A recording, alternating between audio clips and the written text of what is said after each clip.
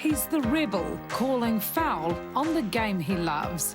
Basketball is turning into a sport for the elitists, the people that can afford it. With basketball's popularity soaring in Aotearoa as the sport that began on the streets, now out of reach for some whānau. You come across a number of kids who can't play because of money, but they don't want to tell you. Are we turning into a no pay, no play culture here? It's not turning into it, it's been that. If you got the money, you can pay. If you don't have the money, you don't. That's the biggest struggle that we're talking about here. Now those at the Grassroots are determined to improve outcomes for Māori and Pasifika players. What I'm fearful of is that we don't fix this, and then some of these super talented kids, they will fall down the cracks. And if he wasn't out there doing what he's doing, there'd be a lot of kids missing out.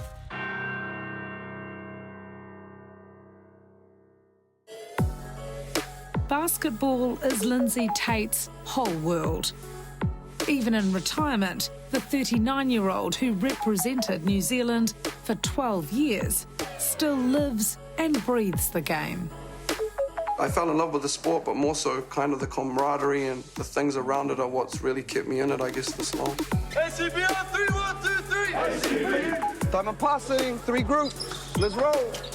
Lindsay is a local legend to the next generation of players. He now dedicates his life to coaching.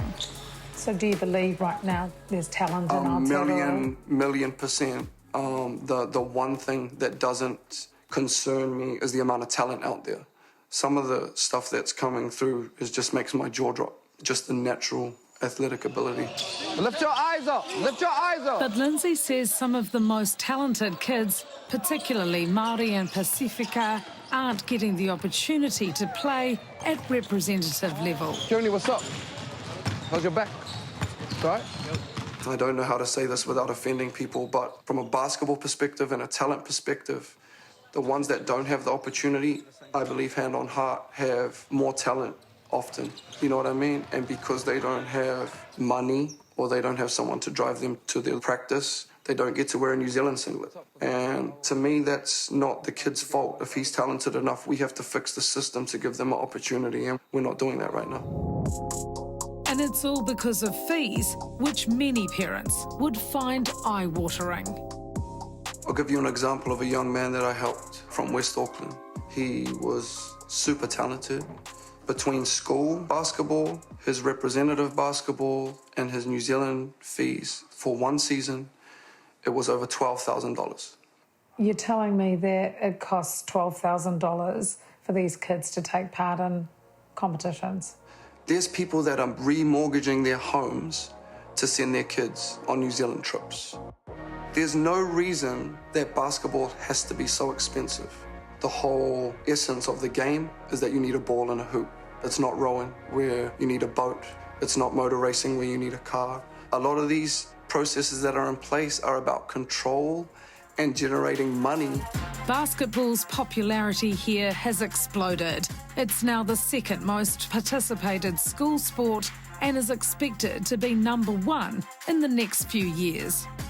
That's due in part to the success of Steven Adams, who cracked the lucrative US NBA game. Remarkably, Adams never played for New Zealand, with the exorbitant costs one of the reasons, according to his mentor, Kenny McFadden. No, he couldn't come up through the ranks. You know, and most of it had to do with finance, as well as a lot of other players. Here in this country, basketball is a very expensive sport to play reps. For a guy like Steven Adams to essentially be our highest achiever and to have done it on his own, and for us as a community and a governing body to not have learnt from that, and to try and help the next Steven Adams is very concerning. Basketball New Zealand is the national body overseeing 36 associations throughout Aotearoa, with Tamaki Makaurau being the largest region.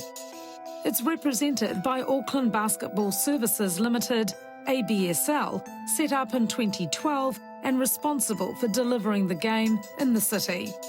Lindsay was working for ABSL, developing their training program when they made him and all full-time staff redundant in April 2020 because of COVID-19. Not only were we fired from the jobs we were employed to do, they fired me from a voluntary coaching role that I'd built for 3 years, which was a big hit. It was a really big hit. I've given 3 years of my life to those kids. You can't shut the doors on the people who's been doing it. And if you look at Lindsay, all right, he was born into this game, and he was born to do what he's doing, all right? And I take my hat off to him all the time. And to be able to shut the door on a man like him, it's not a good thing. It's not a story that you want to be proud of. Out of a job, Lindsay and several ex-ABSL employees set up Auckland City Basketball, ACB, in June. With no funding, ACB keeps tournament and coaching fees to a minimum, with shortfalls often coming out of their own pockets. Auckland City Basketball has been formed out of necessity to give these young, predominantly West Auckland, South Auckland kids from our city a fair opportunity. In less than a year, ACB has grown into a major player for developing local basketball talent. We got heart. We're about the community. In 8 months, in the middle of a global pandemic, with zero funding to achieve what 3 associations under a service provider haven't been able to achieve since 2012. Stand with your right, jab with your left. Patrick Isaako is one of Lindsay's volunteer coaches. He helps run training sessions, and Rangatahi are taking up the opportunity in droves, like this one Patrick held in Mangere, South Auckland, during the school holidays. So, Patrick, how much does it cost for these kids to take part in this workshop? Well, it actually costs nothing. So, yeah, I try with a lot of the stuff that I do to make sure that it's free. When we first started, you know, it was just to sort of get the school basketball community going. But as it grew bigger, it sort of showed that there was a need for it. I would hate to think what would happen if a bunch of people hadn't come together, basically without any financial gain right now to do this for the kids. There'd just be a huge hole in the game. The issues Auckland faces are no different to other parts of the country. Kenny McFadden now runs a basketball academy in Wellington and, like Lindsay, doesn't want money to be an obstacle for players to realise their hoop dreams. In 15 years, he's successfully got 86 US college scholarships for local students. I don't put finances as a barrier. And once you do leave here, you know, at age 17, 18 years old, and you get that scholarship, you are well taken care of. He says Lindsay's Auckland program has done a lot for whānau who couldn't afford to finance their kids at a competitive level. So you can't give nothing but 100% credit. And we hope a lot more people do exactly what he's doing by simply saying, listen, let me follow the rules, let me set up my own organization, and let me go out and put as much work as I can for the people. And he's warning those in charge of basketball that things need to improve. Somebody needs to step up. And as of now, it's a lot of community people who's stepping up. But at the end of the day, we got to connect the community with the people at the top. And then we got to work out this problem. Next, You know, some wouldn't know if a basketball rolled up and hit them in the leg. we put the tough questions to those in charge of the game. There is some criticism that you yourself, the national body, is out of touch with what's going on at that grassroots level. Yeah, we're aware that there are some, concerns that we could do more. Lindsay Tait is now a coach with Auckland City Basketball, formed less than a year ago amid concerns about the affordability of the game, particularly for Māori and Pasifika players. I sit on the other side of the bridge, where there is a lot of brown kids, you know what I mean? In South and West Auckland, I'm speaking for the voiceless. I'm speaking for the kid like me that doesn't have 2 parents. Job, Joe. He blames the people running basketball in Tamariki Makaurau for charging too much money and not developing grassroots talent. They have no idea what's going on in South Auckland right now at Grassroots or in West Auckland. And it's New Zealand's biggest catchment. We're pretty much the fastest growing sport in the country, so how can the biggest city not have a base for our kids to work off? It's crazy. Lindsay set up a rival league last year when he and 7 other coaches were made redundant from Auckland Basketball Services Ltd, the organisation that oversees the city's basketball. The firing of such a famous player turned coach was a shock to the basketball community. ABSL's new CEO, Rob Wakelin, started the job in January. The redundancies last year, was that purely because of COVID-19 and the pandemic? Oh, look, COVID-19 had a massive impact on the world, right? We all know that. It stopped sport in general in its tracks, and when you lose income like that, there's got to be a reaction. Must have been a huge loss, though, to lose that kind of calibre of talent and coaching talent that you had. Oh, look, yeah, I didn't work with those people, so it's hard to comment on what was lost. But all I know is I've got a really neat team forming here, and we're looking forward to deliver basketball into the future. Do you think they're out of touch? You know, to be at the top of some of these organisations, you don't necessarily have to be a basketball player or have played basketball, but you have to have some connection to the communities that you're supposed to be caring for. You know, some wouldn't know if a basketball rolled up and hit them in the leg, and yet they're making some of the most influential financial and governance decisions that really affect these young kids.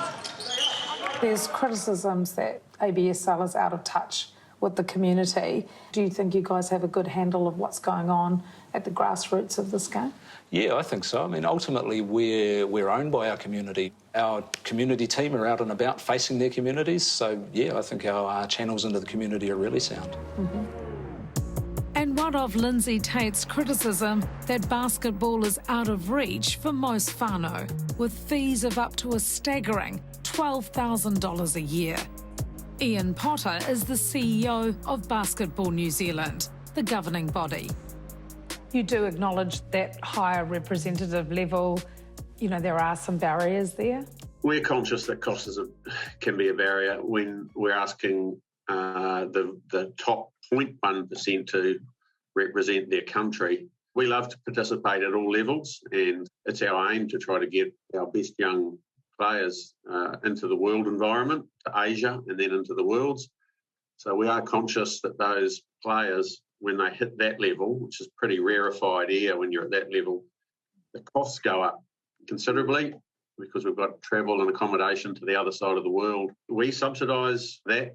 There are a range of scholarships and subsidies that are available around the country. Like I said, Auckland Basketball have a $20,000 per annum scholarship fund for players that make the national level. Are you worried, though, that another Stephen Adams will slip through your net? Oh, we'd like to think that we would be able to identify all the talent that's available. That's probably not going to happen. The key is, I think there is more talent sitting outside basketball than inside basketball. We want them to have opportunities so that we can see them and we can spot them and then we can support them. I worry that there are those that aren't getting the opportunity to play basketball at all, or are sitting outside our systems and therefore are missing out on the support that our systems provide. So it is a concern to you? Well, it's a concern that kids miss out. Making the sport and reach for everyone is something all parties can agree on. Lindsay Tait has dreams of making his league the biggest in Auckland, and with it, realising the aspirations of every player, no matter what side of the street they're from. You know, it's a beautiful sport. It should be accessible to everybody. If you give love to the people and the game, we'll get through this. You know, it's tough right now, but we a tidal wave, man. We're coming.